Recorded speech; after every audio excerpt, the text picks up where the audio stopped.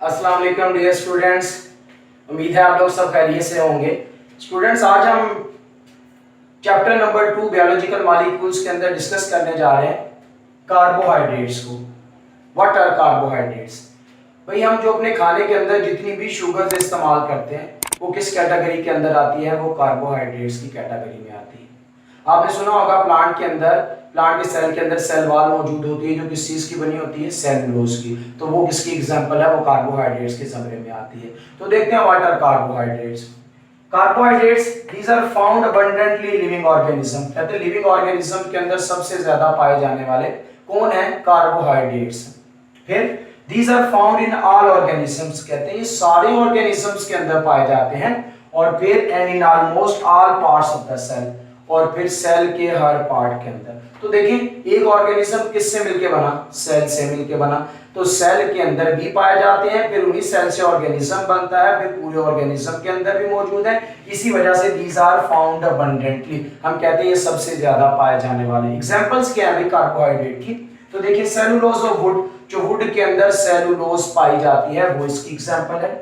फिर स्टार्चेस की बात करें, जो जिसे हम निशास्ता कहते हैं उर्दू के अंदर, वो किसकी एग्जांपल है? कार्बोहाइड्रेट की एग्जांपल है। ये किस किस के अंदर मौजूद होता है? It is present in serial, अनाज के अंदर मौजूद है। रूट ट्यूबर्स जैसे शकरकंदी है, इसके अंदर मौजूद है। मूली के अंदर, गाजर के अंदर, जो जमीन के अंदर उगती हैं, तो कहते हैं इनके अंदर मौजूद होता है स्टार्चेस। इसके अलावा और कौन है? शुगर्स है जो इसकी एग्जांपल है, जैसे केन शुगर और हमारे पास मिल्क शुगर। ये सारी की सारी एग्जांपलें किसकी हैं? कार्बोहाइड्रेट की। तो अभी हमने 4 एग्जांपल देखी। Cellulose, starches, cane sugar and milk sugar are the example of carbohydrates. फिर भाई, कार्बोहाइड्रेट्स का रोल क्या है? देखिए, carbohydrates play both structural and functional role. ये दोनों तरह का रोल प्ले करते हैं, स्ट्रक्चरली और फंक्शनली भी। अब हम देखते हैं सबसे पहले इनका फंक्शनल रोल कैसे है। तो कार्बोहाइड्रेट देखिए 2 तरह के होते हैं, कुछ होते हैं सिंपल, कुछ होते हैं कॉम्प्लेक्स। अगर मैं सिंपल कहूं तो भाई सिंपल की एग्जांपल क्या है? ग्लूकोज, सुक्रोज, फ्रुक्टोज, जितनी भी शुगर्स हैं ये सिंपल कार्बोहाइड्रेट्स हैं। अगर कॉम्प्लेक्स की बात करूं, जैसे सेलुलोज है, जैसे स्टार्चेस है, जैसे हमारे पास ग्लाइकोजन है, ये कॉम्प्लेक्स कार्बोहाइड्रेट की एग्जांपल है। तो देखें, जो सिंपल शुगर्स होती हैं, सिंपल कार्बोहाइड्रेट्स हैं, they are main source of energy. ये किसका सोर्स होते हैं? एनर्जी का। तो ये इनका फंक्शन है। फंक्शनली हमने देख लिया कि इनका फंक्शन क्या है, बेसिकली एनर्जी प्रोवाइड करते हैं। अब हम देखते हैं कि इनका स्ट्रक्चरली रोल कैसा है। तो कहते हैं जो कॉम्प्लेक्स कार्बोहाइड्रेट है, जैसे मैंने भी बताया, सेलुलोज, स्टार्चेस है हमारे पास, ग्लाइकोजन है, ये क्या काम करेंगी? They are main constituent of the cell wall in plants and micro organism. ये किसका पार्ट होते हैं? बेसिकली सेल वॉल का पार्ट है। जो किसके अंदर सेल वॉल पाई जाती है? हमें पता प्लांट सेल के अंदर, हमें पता माइक्रो ऑर्गेनिज्म बैक्टीरिया के अंदर, हमें पता फंजाई के अंदर। फंजाई की सेल वॉल काइटिन से, माइक्रो ऑर्गेनिज्म बैक्टीरिया की पेप्टाइडोग्लाइकन से, और प्लांट की सेल वॉल सेलुलोज से। These are all examples of हमारे पास कार्बोहाइड्रेट्स के। अब डिफाइन करते हैं कार्बोहाइड्रेट को कि कार्बोहाइड्रेट्स हैं क्या। सिंपल डेफिनेशन, लफ्ज पे गौर करें। कार्बोहाइड्रेट क्या नाम से जा रहा है? Hydrated carbon. ऐसा कार्बन जिसके साथ वाटर के मॉलिक्यूल्स मौजूद हो, उन्हें हम क्या नाम दे देते हैं? कार्बोहाइड्रेट्स का नाम दे देते हैं। देखिए भाई, carbohydrates literally mean hydrated carbon. ये कौन से कार्बन है? हाइड्रेटेड। कैसे? ये ऐसे कार्बन जिसके साथ वाटर के मॉलिक्यूल जुड़े हुए हैं, इन्हें हम क्या नाम दे देंगे? हाइड्रेटेड कार्बन्स का। फिर देखिए, कार्बोहाइड्रेट्स किस पर मुश्तमिल है? 3 मेजर हमारे पास इसके कंपोनेंट है, कार्बन, हाइड्रोजन और तीसरा कौन सा हमारे पास? ऑक्सीजन। ये 3 कंपोनेंट्स पर मुश्तमिल होते हैं कार्बोहाइड्रेट्स। फिर इनके अंदर हाइड्रोजन और ऑक्सीजन मौजूद है। तो कहते हैं रेशियो ऑफ हाइड्रोजन और oxygen is same as in water. इसकी रेशियो बिल्कुल सेम है जैसे पानी में होती है। वो कितनी है? 2 हाइड्रोजन और 1 कौन है? ऑक्सीजन। तो हमारे पास 2:1 बिल्कुल वैसे का वैसा किसके अंदर मौजूद है? कार्बोहाइड्रेट्स के अंदर।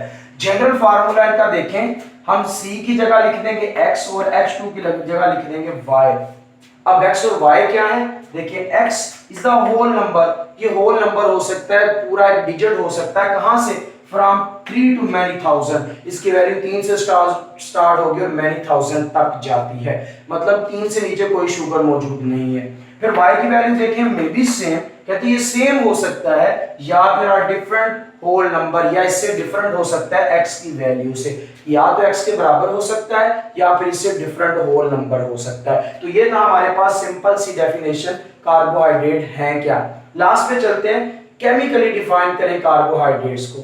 तो देखें जैसे हमारी बॉडी किस पर मुश्तमिल है, सेल्स पर मुश्तमिल है, बिल्कुल इसी तरह कार्बोहाइड्रेट्स जो हैं दीज आर पॉलीहाइड्रोक्सी, ये ऐसे कंपाउंड है जिनके अंदर पॉली का मतलब मैनी, हाइड्रोक्सी का मतलब हाइड्रोक्सिल ग्रुप जो है वो बहुत ज्यादा पाया जाता है। कहते हैं ये क्या चीज है, these are defined as polyhydroxy, ये ऐसे कंपाउंड है जिनके अंदर हाइड्रोक्सिल आयंस बहुत ज्यादा मिलेंगे। और हमारे पास क्या है, पॉलीहाइड्रोक्सी, ये दो तरह के एल्डिहाइड और कीटोन, इनके साथ पॉलीहाइड्रोक्सी के साथ अगर एल्डिहाइड ग्रुप अटैच है तो मैं इसे नाम दे दूंगा एल्डो शुगर, और अगर कीटोनिक ग्रुप अटैच है तो मैं इसे नाम दे दूंगा कीटो शुगर। देखते हैं CH2 HCOH CHO, ये मेरे पास एक शुगर लिखी हुई है 3 कार्बन शुगर। अब देखें OH मौजूद पॉलीहाइड्रोक्सी, फिर अगर एक कार्बन के ऊपर मेरे पास एल्डिहाइड ग्रुप अटैच है जिसे मैं CHO का नाम दे देता हूं, तो इस वजह से मैं इसे नाम दे दूंगा एल्डो शुगर या एल्डो फार्म का नाम दे दूंगा। यहां भी देखें हाइड्रोक्सिल ग्रुप बहुत ज्यादा मौजूद है, लेकिन एक कार्बन ऐसी है जहां पर एक ग्रुप अटैच है जिसे मैं कीटो ग्रुप का नाम दे देता हूं, C डबल बॉन्ड हो, ये कीटो की फॉर्म है, कीटो ग्रुप है, इसे मैं नाम दे दूंगा कीटो फॉर्म। ओके, अब हम डिफाइन करते हैं, इसी को थोड़ा एलैबोरेट करते हैं। These are defined as polyhydroxy aldehyde और कीटोन। ये तो हमें समझ में आ गई कि पॉलीहाइड्रोक्सी के साथ अगर एक कार्बन के ऊपर एल्डिहाइड ग्रुप अटैच है तो एल्डो शुगर, अगर कीटोनिक ग्रुप अटैच है तो कीटो शुगर। अब अगली बात को समझे जरा, कहते हैं कॉम्प्लेक्स सब्सटेंसेस, ये ऐसे कॉम्प्लेक्स सब्सटेंसेस हैं व्हिच ऑन हाइड्रोलिसिस, जब इनको पानी की मदद से तोड़ा जाता है यील्ड क्या हासिल होता है, पॉलीहाइड्रोक्सी एल्डिहाइड और कीटोन सब यूनिट। ये बिल्कुल ऐसे ही है जैसे एक दीवार जो है वो किस पर मुश्तमिल है, ब्रिक्स पर मुश्तमिल है, ईंटों पर मुश्तमिल है। जब दीवार को तोड़ेंगे तो क्या निकलेगा, अंदर से ईंटें ही निकलेंगी। तो यही बात यहाँ पर की गई, these are complex substances which on hydrolysis yield polyhydroxy aldehyde और कीटोन सब यूनिट। इनसे यही निकलेगा पॉलीहाइड्रोक्सी एल्डिहाइड और ketone subunit. What is hydrolysis, last पे डिस्कस करते हैं। हाइड्रोलिसिस क्या, नाम से जाहिर है, हाइड्रो में वाटर, लाइसिस में तोड़ना, the breakdown of complex substances in the presence of water, this process is called hydrolysis। इसे हम क्या नाम दे देंगे, हाइड्रोलिसिस का।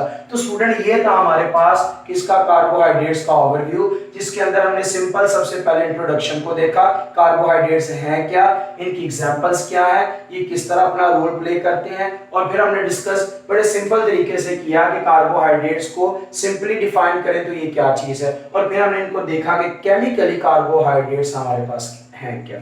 तो ये था हमारा आज का लेक्चर। नेक्स्ट लेक्चर के अंदर हम इंशाल्लाह इनकी क्लासेस को डिस्कस करेंगे। Thank you very much.